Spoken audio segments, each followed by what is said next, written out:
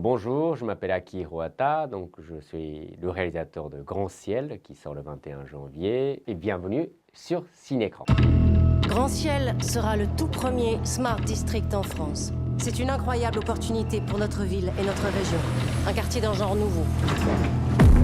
Écologiquement responsable, sûr et centré sur l'innovation, l'emploi et les divertissements. C'est un thriller social qui se déroule dans un chantier de nuit d'un quartier futuriste. Une histoire d'un jeune ouvrier, Vincent, qui travaille dans une équipe. Et en fait, un jour, un de ses collègues disparaît dans le chantier. C'est celui-ci. Mais vous l'avez pas vu depuis quand? Je pense depuis 3 jours, il n'est pas. Il est dans la continuité en fait de plusieurs courts-métrages déjà que j'ai fait avant, qui parlaient tous en fait de travail, du monde du travail et notre rapport au travail et comment le travail peut influencer, contaminer nos relations humaines. Bon allez les gars, on y retourne. De quoi? Mireille, tu branches les projecteurs sur les groupes de 7000 watts. On avance en attendant qu'il répare la panne. Et Ahmed, tu peux sortir les lutecs aussi. Tu te fous de notre gueule, on est dans le noir là. Écoute, la décision a été prise, c'est comme ça. Tu veux qu'un autre gars se casse la gueule, c'est ça que tu veux? Écoute Saïd, je te respecte. Franchement, même prends pas la tête là. J'ai fait un film sur le monde nucléaire et après j'ai fait un film qui se passe dans une coopérative agricole et le BTP pour explorer davantage en fait tous les enjeux que j'avais envie de raconter. Les gars de nos ouvrages, ils ont repris le travail, on est obligés. Mais les gars de nos ouvrages, ils sont au rez-de-chaussée, ils peuvent se démerder pour éclairer. Eh, c'est à ton cerveau que je parle là, tu comprends ce que je te dis? Ouais, je comprends ce que tu me dis, mais t'arrêtes de me parler mal, d'accord? Écoute, c'est simple, Saïd, si tu veux pas travailler, tu rentres chez toi, y a pas de problème. D'ailleurs, c'est valable pour tout le monde. S'il y en a qui veulent pas bosser, vous pouvez rentrer chez vous, ok? Ok, bien.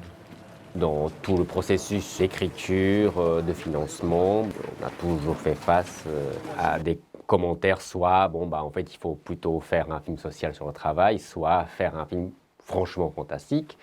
Et justement, pour moi, ce que je vais faire, c'était ni l'un ni l'autre, et j'ai défendu l'idée qu'en fait c'est un film qui frôle le fantastique, mais c'est pas un film fantastique, c'est un thriller plutôt social sur le travail, sur le BTP, qui se passe dans le BTP. Faut aller voir les flics, non?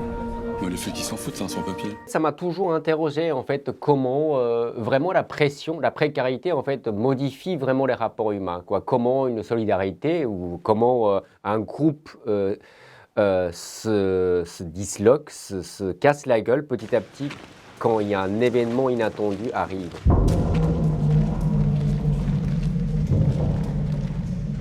C'est quoi ce bruit? Ça doit venir d'en haut. C'est vraiment quelque chose que je réfléchis beaucoup. Je pense que ça vient beaucoup du fait que moi je viens d'un Japon, un pays où, comme vous savez peut-être, le travail est vraiment à une position particulière. C'est vraiment vraiment le pilier de l'existence même, quoi. Et donc depuis mon jeune âge, je pense qu'au Japon, déjà ça m'a interrogé.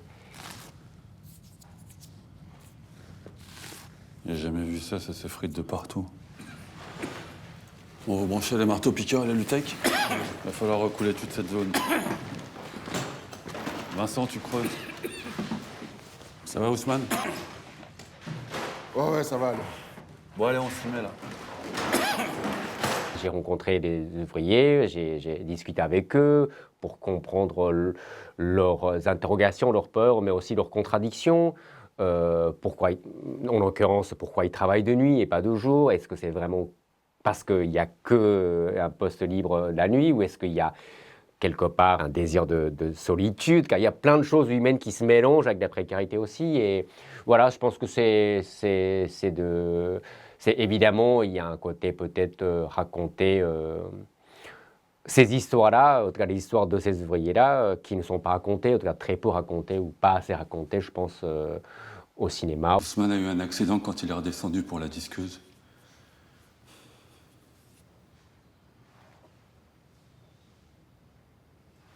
Il pleuvait. Il est descendu, il est tombé, il a glissé.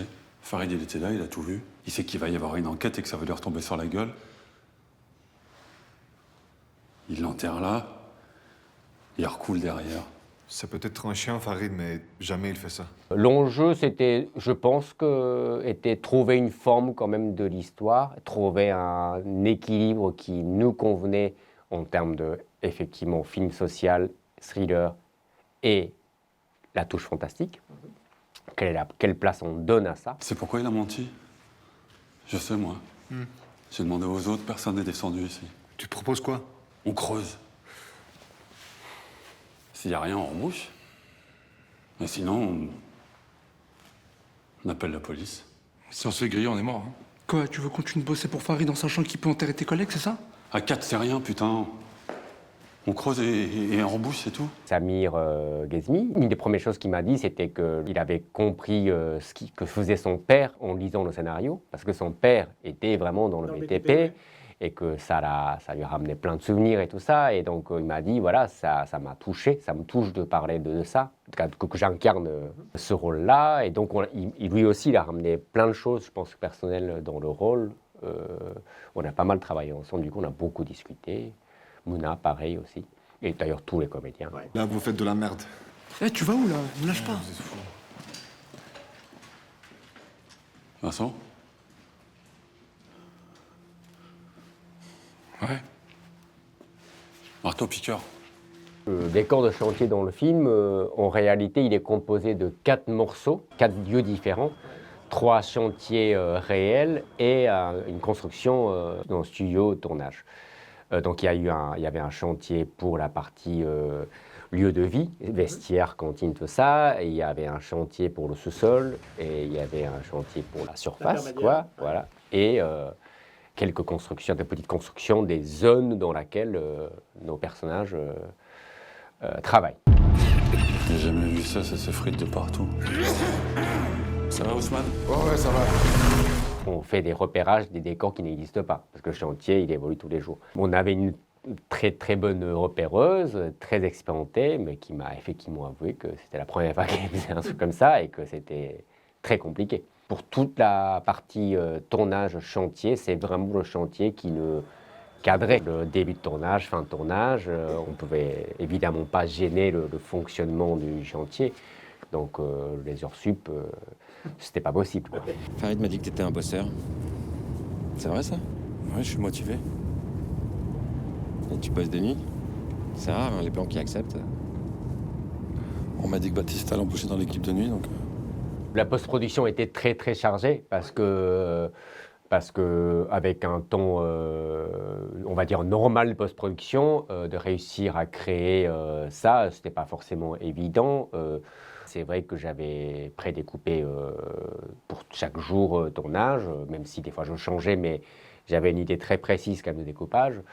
Au montage, on a quand même changé beaucoup de choses.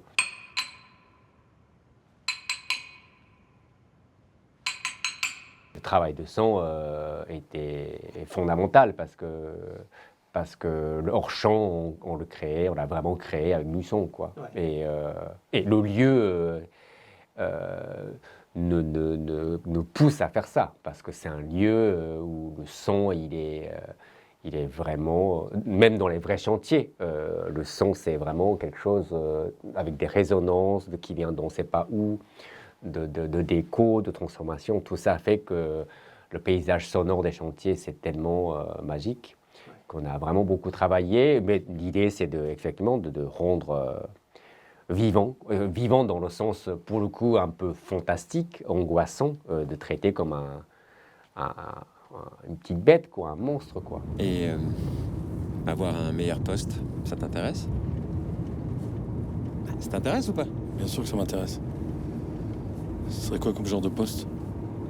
On verra, t'es pas le seul sur le coup, et puis t'es pas le plus expérimenté. Hein. Ouais, mais je suis un bosseur.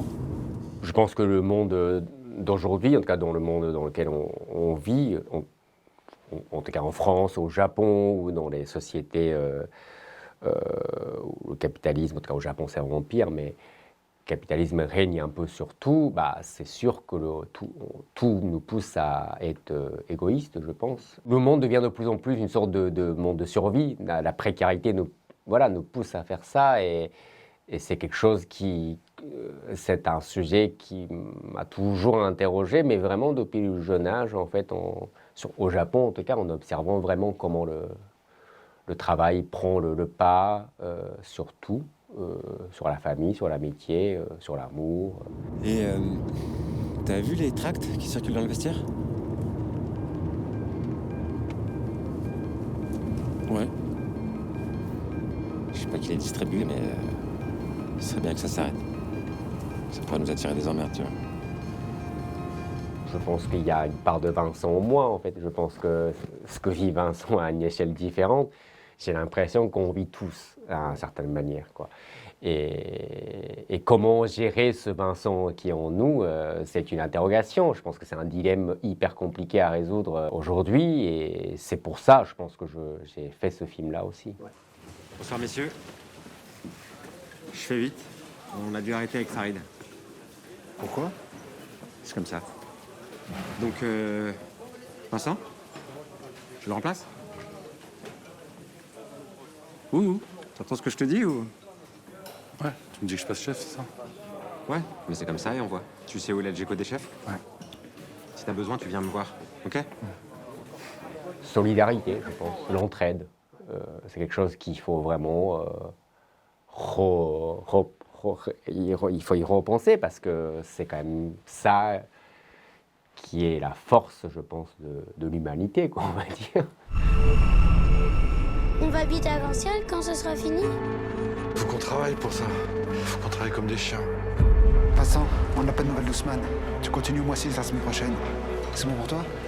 Ouais, bien sûr. Comme le film n'était pas simple à faire, c'était un film exigeant dans plein de sens du terme, quoi. J'ai pas fait un film qui se passe dans un appartement, un huis clos, avec un peu de rue parisienne, quoi. Premier film, beaucoup d'acteurs, tournage de nuit, chantier, VFX, SFX, coproduction, tout ça réuni. Voilà, voilà, je pense qu'il fallait être prêt. Et puis, non, j'étais hyper excité aussi. Je me souviens de ça. Je me dis enfin, je peux le faire. Comment ça, tu sais pas où il est? C'est pas la première fois qu'un intérimaire se tire comme ça. Hein. Les patrons, ils sont organisés, donc nous aussi, il faut qu'on soit organisés. Il faut qu'on se serve de ce groupe dès qu'il y a un problème. Vous voulez qu'on se fasse tous virer ou quoi? Déjà, en termes de traitement de ce décor, quoi, ce personnage qui est le chantier, oui, je suis assez... c'est à peu près ce que j'imaginais, quand même, je pense. J'ai tellement rêvé et fantasmé que peut-être que, voilà, inconsciemment, je me convainc de dire que c'était comme ça, je sais pas. Mais oui, quand même, je pense que si j'avais plus de temps ou si j'aurais pu avoir plus de jours de tournage, des choses comme ça, comme tous les réalisateurs, je pense que disent, quoi. C'est sûr qu'il y a des scènes où j'aurais bien voulu tourner, où j'aurais bien utilisé plus de temps, des choses comme ça. Mais en tout cas, non, je suis vraiment fier qu'on ait pu faire ça déjà. Ouais. Tu proposes quoi? C'est toi le chef, non? T'es censé savoir ce qui se passe ici. Vas-y, faut que t'arrêtes là avec ce boulot. Arrête-toi! C'est en train de te cramer le cerveau. Ahmed!